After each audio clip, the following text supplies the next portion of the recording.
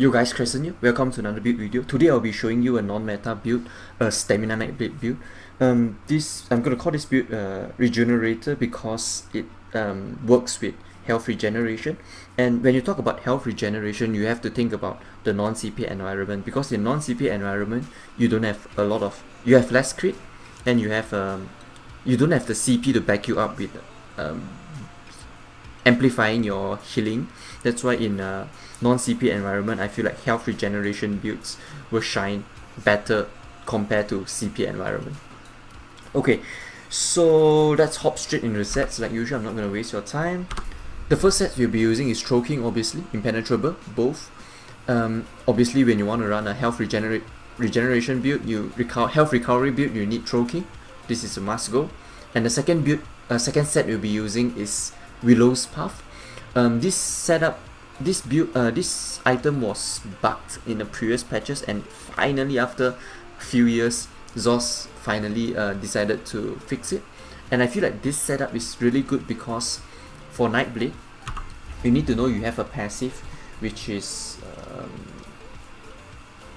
Refreshing Shadows, increases your health, stamina and magical recovery. That's why it get boosted with the Willow's Path. And remember, you can use a tri-step potion as well. You boost that by another 20%. And because I'm a Kaji, so I receive another 20% health recovery. The health recovery get boosted by another 20% again. That's why it's so powerful with this setup. Okay, so there are two setups. You can use dual wield as well and two hand, or you can use two hand with bow. I'll show you the two hand with bow setup first. Obviously you need the Ring of Agility, one cost reduction, one recovery and one weapon damage, all robust. And the Maelstrom Maul we'll be using on the front bar, the two hand bar, main damage dealing bar, and the back bar we'll be using Master's Bow. Of course, when you use a Maelstrom weapon you have to use poisons because we are not using the Merciless Charge enchantment, so it's kind of wasted if you don't use poisons.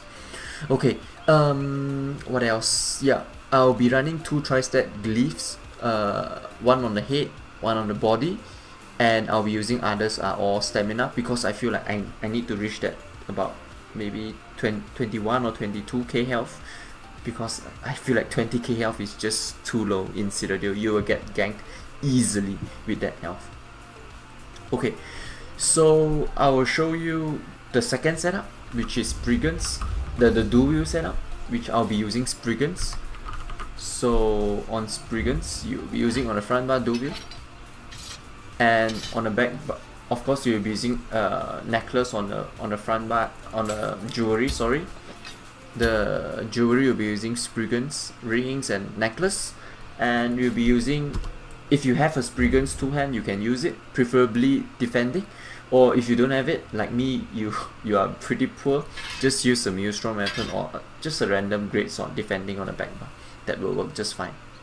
So with this setup, what you want to do is you don't want to run 5 medium, you don't want to run 6 medium, 1 heavy. Instead you want to run 5 heavy and 2 medium. So because I feel like with dual wield setups you don't have the mobility because you don't have a bow, the bow passive that gives you a major expedition. That's why I feel like heavy is the way to go if you're running dual wield. So you want to run preferably waist and hands, you want to run medium, everything else heavy, so you run 5 heavy. With heavy armor you will get even more even 20% more health recovery, because if you look at the Constitution passive, you get 4% for 1 armor, you wear 5 armor, you get 20%, so you get another 20% more. So with heavy armor your health regeneration could go up to 4.5k. Okay, before I show you the stats, I will just switch back to my dual wield bar, my two hand bow setup, so I can show you the stats later. Let me just equip them really quickly. Weapon damage, yeah, this is correct. And I'll just equip my Master Bow and my Maelstrom weapon. Okay, so before I show you the stats, I'll go through the pots. You want to use definitely 100% Essence of Health Tri-Stat Glyph, Tri-Stat Potion. So you amplify it with your Willow's Path set, your Magical Recovery, Stamina Recovery, and Health Recovery. So this potion is the must go. And poisons, you can go, yeah, you can go the cost increase, you can go damage poison, really up to you. It's nothing is a fix, because it's really depends on your playstyle, what you prefer. For me, this patch I really like damage poisons, because I feel like they really give your opponent a big pressure. You know, you pressure them a lot with health damage poison, sorry. Okay, so the food we'll be running is, you can run two different kinds of food. The first drink is, you can use Dubious Cameron Throne. This will give you bigger max stamina. So if you want to do more damage, I feel like Dubious Cameron Throne is the way to go. If you feel like you're having problem with sustaining, I would recommend this unique dish, which is Ozaga Smoked Bear Haunch.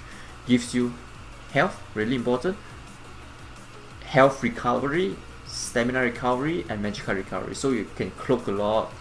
You get a really good health recovery as well. So with this food and with heavy armor, your health recovery could easily go up to more than 4k. I think I had 4.5k with heavy armor, but obviously with medium you can only go up to 4k, exactly 4k with this food.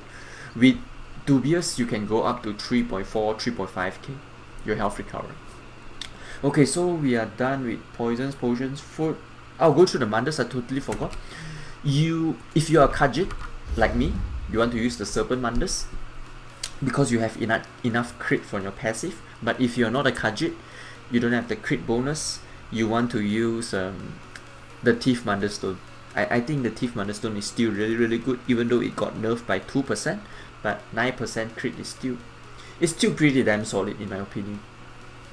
Okay, so this is the unbuffed stats. Now if you look at my stats, this is the unbuffed stats.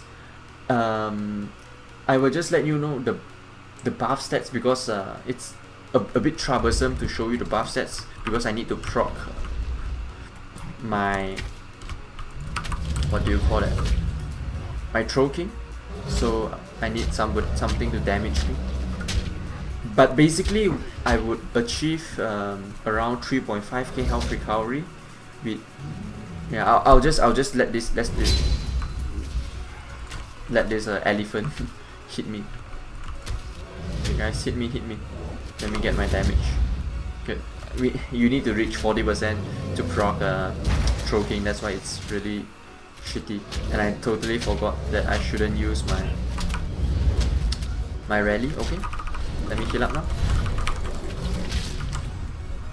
I'll show you. This is the stats. If I use a potion, it will go even higher. 3.4k, 2.8k, and 1k recovery, which is really solid. Okay, let me kill this.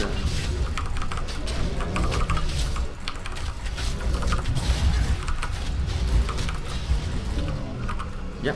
So basically the buff stats will be around like this, but health recovery will go up to 3.5k like we saw just now, and magical recovery will go up to 1.2k like just now. So yeah, it's pretty solid. I'll show you the stats on my front bar, which is, yeah, 2.8k weapon damage and 46% weapon crit, which is really high. It will definitely go lower a bit in a non-CP, but in CP this is the solid stats you will get. Okay, what else? I need to show you the stats already. I'll show you the skills, really important. I totally forgot. So basically this is, yeah, the skills is really basic. I never change my skills much, but I feel like Nightblade, Stamina Nightblade, you always run the same skills. So reverse slice, you execute, surprise attack, bread and butter DPS, ambush, get close, and power skills as well.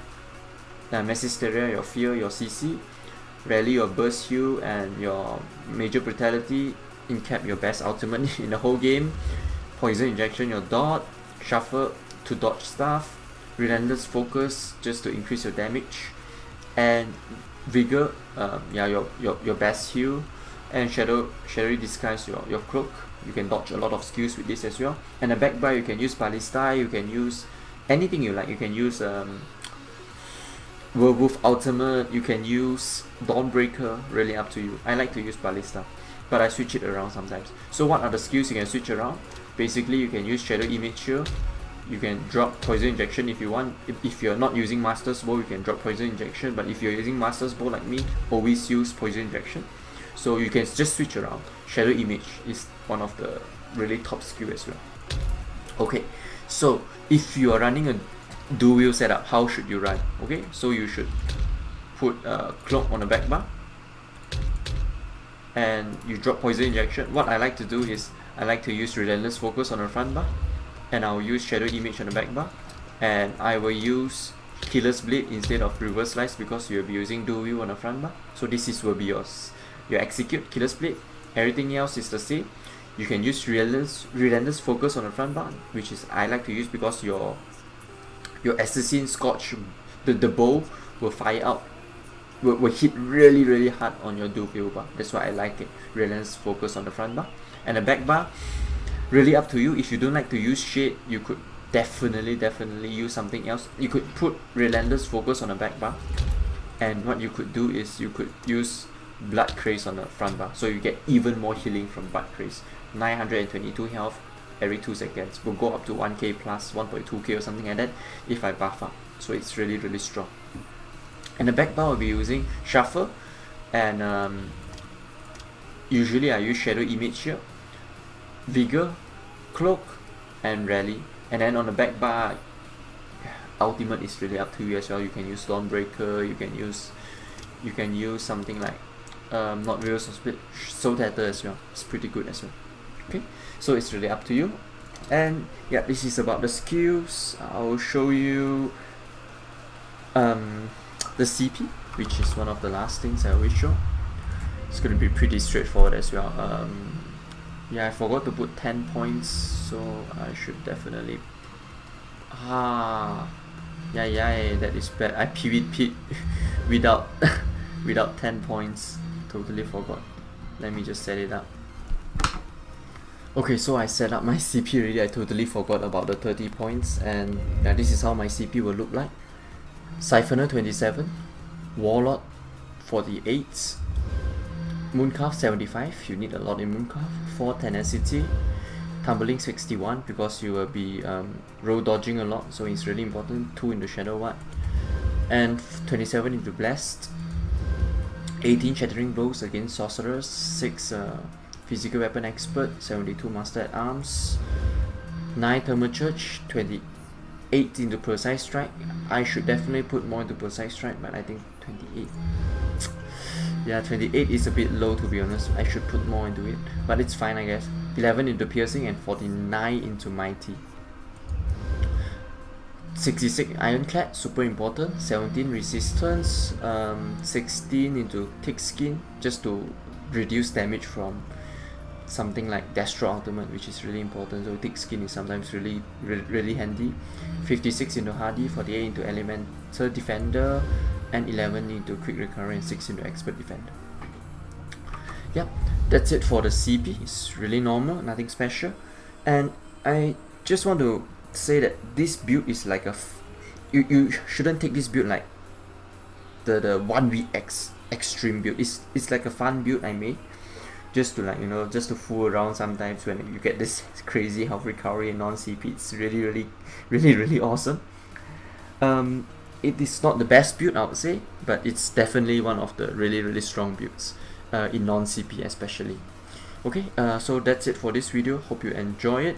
Make sure you subscribe to my channel, that would be really awesome, and make sure you give this video a like for the YouTube algorithm things, and I'll see you guys in the video. Okay, bye bye.